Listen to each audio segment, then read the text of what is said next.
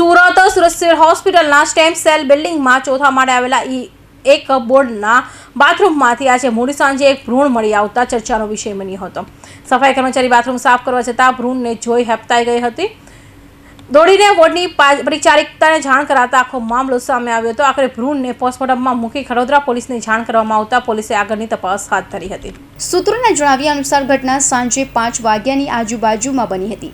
Stem cell બિલ્ડિંગના ચોથા માળે સફાઈ દરમિયાન કર્મચારીને 12 થી 15 અઠવાડિયાનું ભ્રૂણ મળી આવ્યું હતું.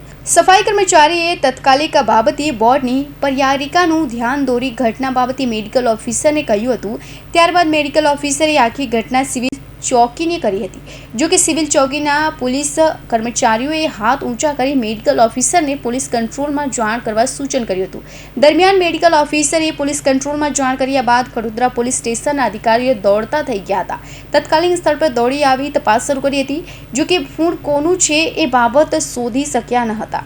એટલે મેડિકલ ઓફિસર સહિતના કર્મચારીઓના નિવેદન લઈ તપાસનો દોર આગળ વધાર્યો હતો. હાલ કટોદરા પોલીસે ભ્રૂણનું પોસ્ટમોર્ટમ અને DNA સેમ્પલ લેવાની દિશામાં કાર્યવાહી હાથ ધરી છે.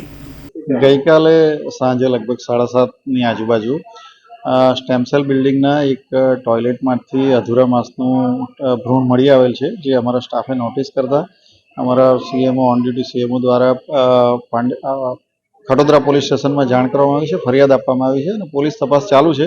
હાલ CCTV ફૂટેજ વગેરેનો અભ્યાસ ચાલી રહ્યો છે. એમાં કંઈ પણ હોઈ શકે. અહીંયા તો આ જાહેર જગ્યા છે, અહીંયા દર્દીઓ આવતા હોય, ઇન્ડોર હોય, આઉટડોર હોય, અને કોઈ પણ આઉટડોર દર્દી પણ ત્યાં આવીને ટોયલેટમાં જઈ શકે અને સ્પોન્ટેનિયસ એબોર્શન થઈ ગયું હોય એવી પણ શક્યતા ખરી. એટલે આમાં ખરેખર શું છે એ તો પોલીસ તપાસનો વિષય છે, પોલીસ દ્વારા ખબર પડશે. એ અમે તો કાયદેસર જે પોલીસ સ્ટેશનમાં જાણ કરવાની એ રીતે જાણ અને ફરિયાદ કરી છે. હવે પોલીસનું કામ કરી રહી છે અને અમારા ત્યાં CCTV ફૂટેજ વગેરે પણ અમે આપી રહ્યા છીએ. એ પોલીસ દ્વારા જ ખબર પડી શકે. અમારી જે ફરજ છે તે અમે બજાવી દીધી છે.